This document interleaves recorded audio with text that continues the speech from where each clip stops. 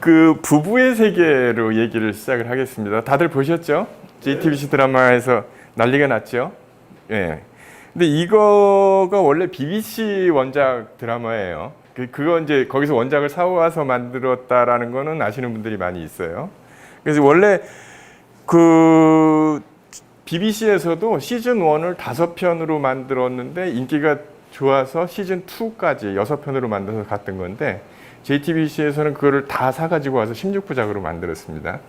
그런데 이게 원래 또 다른 원작이 있어요.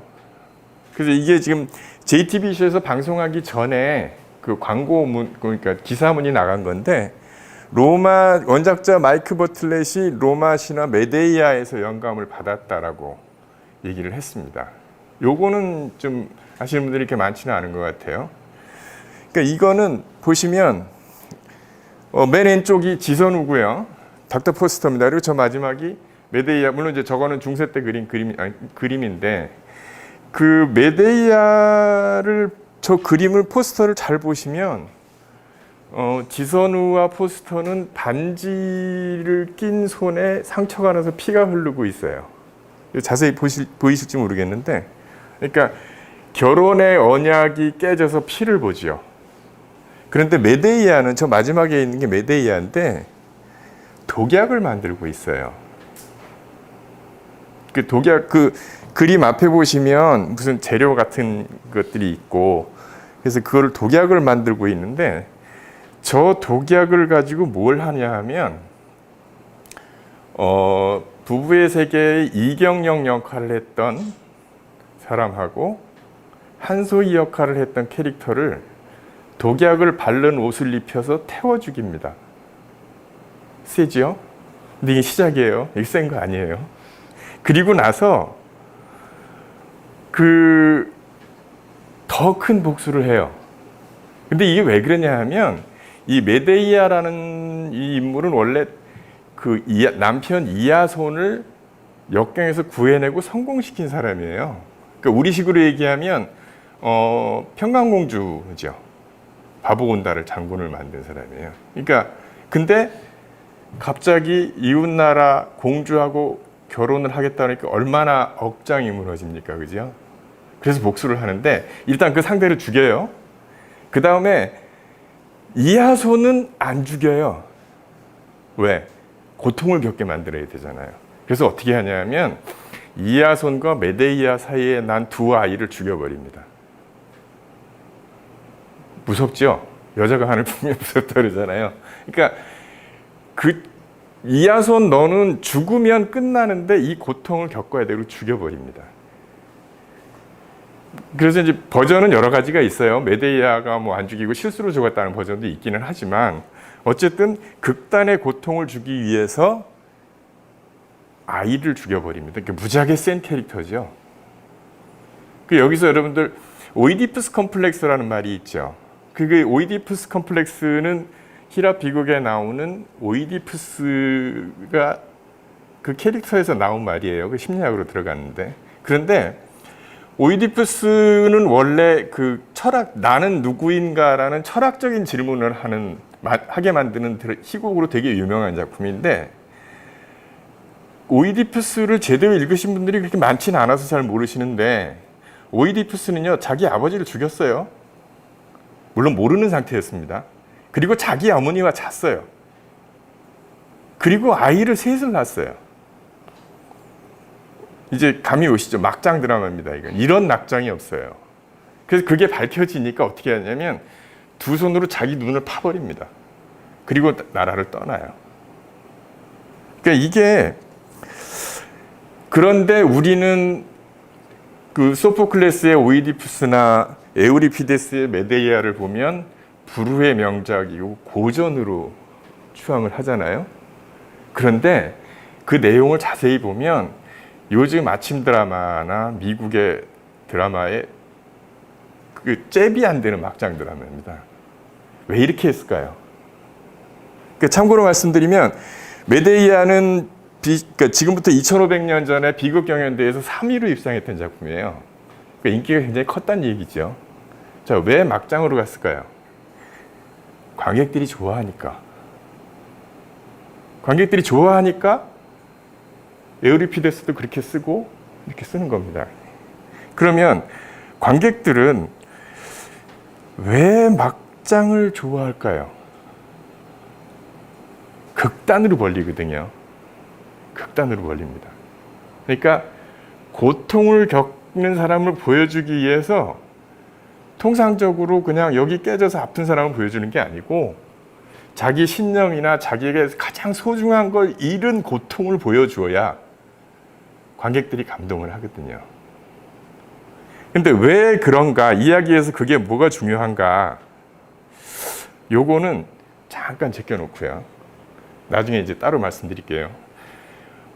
여기서 근데 이야기가 힘이 세다고 해서 2500년 전에 쓰여졌던 그런 소재들이 지금도 힘을 발휘를 하고 하는데 영향력은 있죠. 근데 영향력은 있으면 뭐예요? 돈을 벌어야 되잖아요. 그죠? 그럼 돈을 많이 버나? 예, 많이 벌어요. 얼마나 버는지를 보여드리겠습니다. 이거는 보시면 1999년 6월 2일자 매일경제 기사입니다. 여기서 영화 한 편이 자동차 4만 대 수출보다 낫다. 그래서 타이타닉이 6억 달러를 벌었는데 이 6억 달러를 벌으려면 소나타 15,000달러짜리 소나타를 4만 대를 팔아야 된다. 라고 얘기를 했어요. 그래서 그 이후에 김영삼 대통령도 그런 얘기를 했고 재계에서 뭐 이 엔터테인먼트 비즈니스 영향력이 항상 나오는 말입니다. 근데 여기 지금 타이타닉이 13억 달러를 벌었다고 돼 있잖아요. 저 숫자가 맞을까요? 틀립니다. 더 벌었어요. 최근까지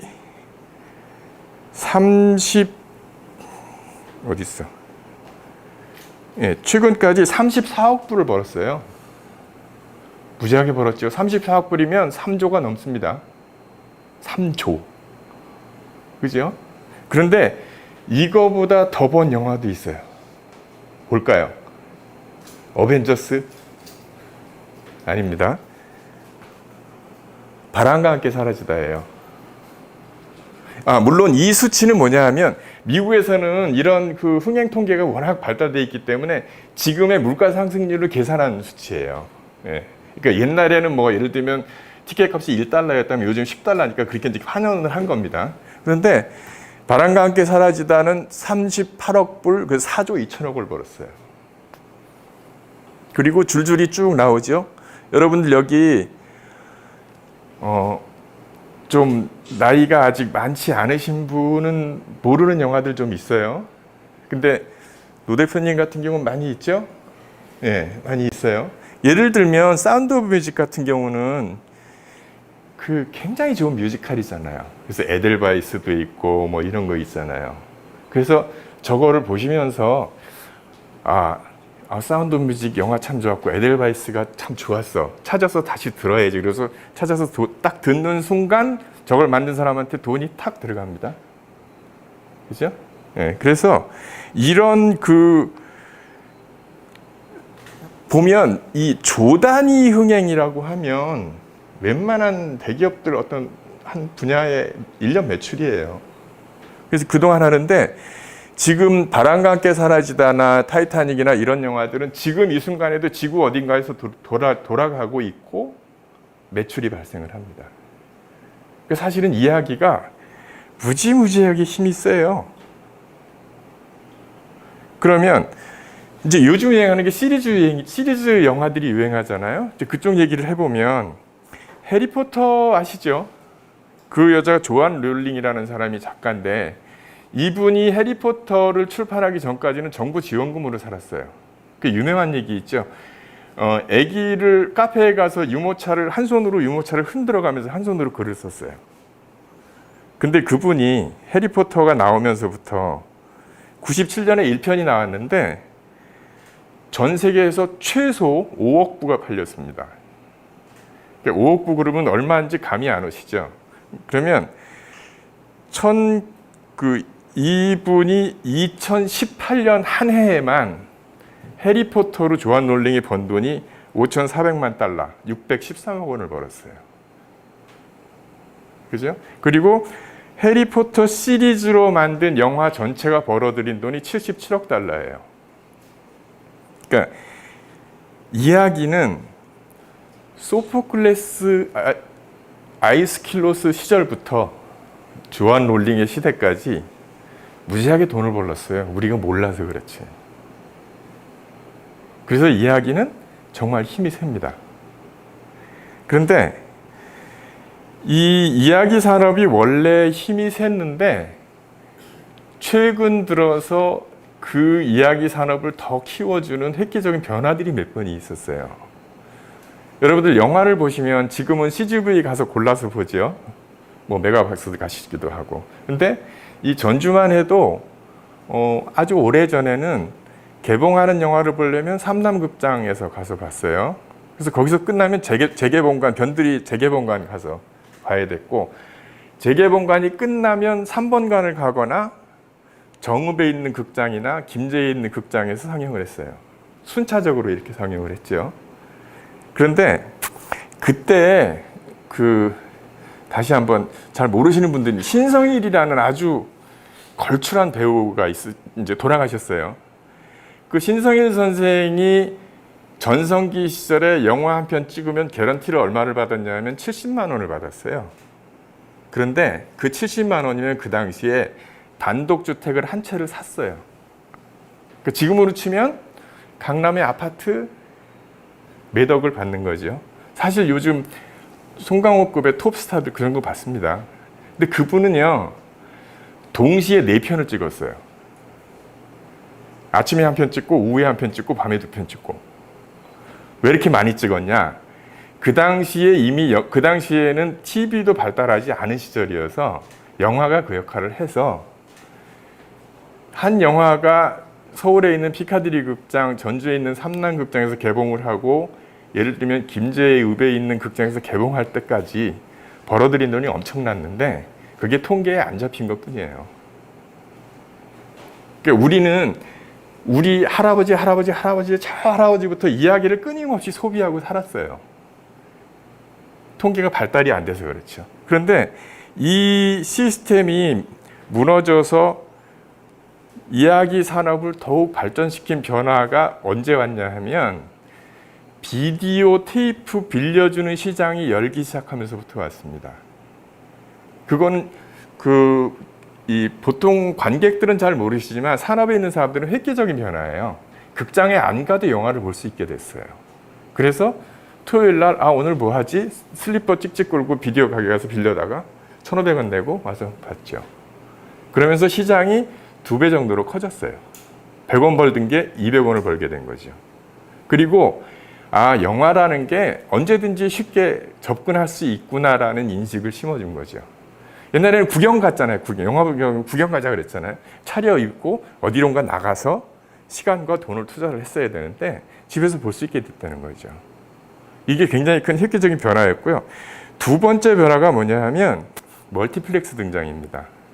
그러니까 1998년 4월에 강변에 CGV-11이 생겼어요. 스크린이 11개가 생겼습니다. 한 극장 안에. 그리고 나서 약 5년 후에 최초로 한국에서 1,000만짜리 영화가 나옵니다. 실미도라는 영화가. 그게 2003년이에요. 멀티플렉스가 생기지 않으면 1,000만이라는 숫자는 나올 수가 없어요. 근데 지금 계속 나오고 있죠. 그 이후에. 그래서 어떤 변화가 있었냐면 처음 멀티플렉스 생기기 전에는 우리나라 관객들은 1년에 1.2편, 한 편 정도를 봤어요. 그런데 멀티플렉스가 생기고 나서 2019년에 4.37편, 4편을 넘게 봅니다. 그러니까 시장이 4배 이상 커진 거죠. 극장 시장으로 본다고 하면. 그러니까 그건 뭐냐 하면 그만큼 매출이 늘어나고 소비가 늘어났다는 겁니다. 여러분들도 아마 느끼실 거예요. 옛날에 단관 시절보다 지금 극장도 더 많이 가잖아요. 편하게 가잖아요. 그죠? 가면 먹을 것도 많고 대부분 쇼핑센터나 이런 데 있으니까. 그러니까 점점 시장이 커지고 있고 이야기 시장이 커지고 있습니다. 그런데 이거는 잽이 안 되는 사건이 이미 벌어졌습니다. 이게 뭐냐면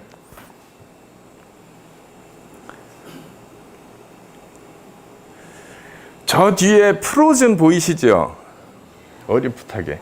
요즘 애들 엘사 드레스, 꼬마 여자애들 엘사 드레스 입고 난리죠, 그죠? 프로즌 있고, 여기 보시면 디즈니 영화들, 그 다음에 픽사 영화들, 스타워즈도 있고, 요거 뭐냐면 내셔널 지오그래픽 다큐멘터리 채널입니다. 그리고 여기 보면 인어공주 있고 이게 있잖아요. 이 모든 이야기가 여기로 다 들어왔어요. 휴대폰 안으로. 다 들어왔어요. 그래서 이 모든 거를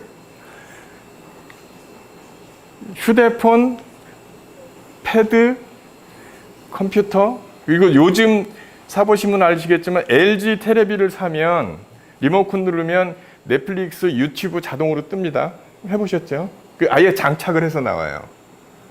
그리고 KT 가입을 하면 넷플릭스 3개월치 무료로 줍니다. 테레비에서도 그냥 인터넷만 연결해서 좀 누르면 이 모든 콘텐츠가 바로 그 자리에서 기다리지도 않고 단 1년에 10,000원씩만 내면, 아니죠, 한 달에 10,000원씩만 내면 다 들어와요. 그래서 보시면 아시겠지만 여기 디즈니의 플러스가 붙었어요. 여기 조그맣게, 그죠? 플러스. 이건 뭐냐 하면 디즈니 플러스가 아직 우리나라에는 안 들어왔어요. 원래 올해 들어오기로 돼 있는데 코로나 때문에 이제 내년에 들어오는데, 디즈니에서 만든 넷플릭스 같은 서비스입니다. 그걸 OTT라 그래요. 그러니까 돈을 내면 언제든지 내가 원하는 서비스를 볼 수 있는 VOD인데 인터넷과 결합이 된 VOD입니다. 이게 이제 내년에 들어옵니다. 다행인 거는 아직 확정은 안 됐지만 디즈니 좀 더 싸게 들어온다 그래요. 요즘 넷플릭스는 10,000원 조금 넘죠. 싸게 들어온다고 하는데 이게 들어오면 시장이 완전히 달라집니다. 완전히.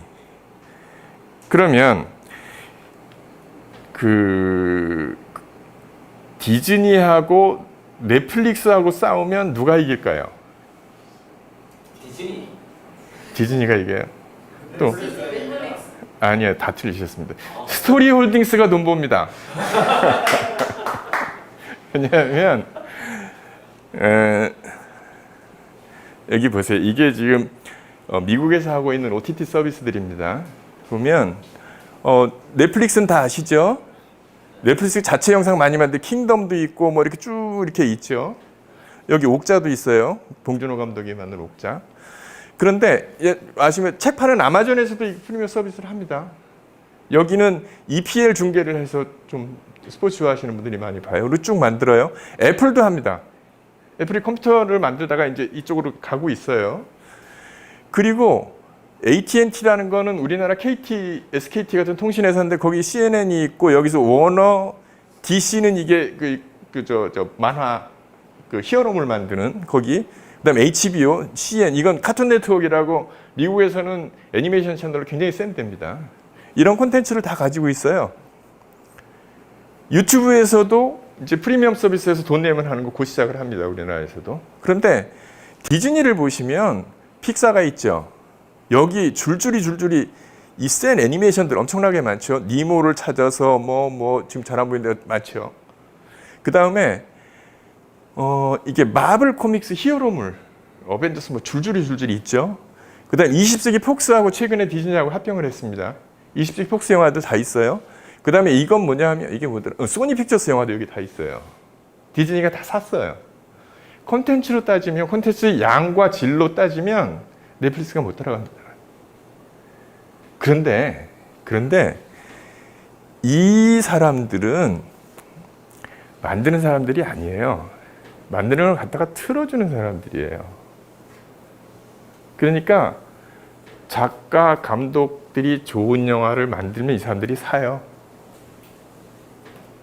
근데 이제 우리가 하는 영화, 드라마 이런 것들을 흥행 사업이라고 하는데 왜 흥행 사업이라고 하냐 하면 하이 리스크, 하이 리턴. 야구 좋아하시는 분들 3할 타자면 잘 치죠. 이쪽은 1할 타자면 잘해요. 9개는 손해봐요. 그러니까 9개는 손해보는 게 아니라 9개는 돈을 못 벌어요. 10개를 만들면 한두 개는 성공하고 한 서너 개는 평균이고 나머지는 손해를 봅니다. 그런데 그 한두 개가 나머지 거를 다 커버를 하는데 그만큼 리스크가 높은 사업이에요. 그러면 그 리스크는 누가 지느냐? 이 사람들이 이 만드는 사람들, 제작자들. 그래서 근데 그러면 그걸 만들어서 납품하는 사업들은 경제적으로는 크게 크레딧에 데미지가 좀 가겠지만 크게 손해는 안 봐요. 그러니까 그래서 제가 좀 건방지게도 스토리홀딩스가 돈 번다고 말씀을 드리는 겁니다. 우리는 원천을 가지고 있거든요. 이제 그 얘기는 좀 이따 하기로 하시고, 그래서 이 이야기라고 하는 것의 산업 규모는 엄청나게 커졌습니다. 그래서 좋은 아이디어만 가지고 계시면 요즘은 상상하는 건 다 찍어냅니다. 3520년 은하계 저 멀리에서 벌어진 일도 찍고요. 한 5000년 전 선사시대에 일어난 얘기도 다 찍어요. 다 만듭니다. 단 이야기가 재밌어야 돼요. 이야기가 진짜 힘이 있어야 됩니다. 그러니까 메데이아 정도의 힘이 있어서 2500년을 살아남을 수 있는 정도의 힘이 있으면 이야기는 무지하게 힘이 세집니다. 근데 여기서 잠깐 다시 막장으로 가시죠.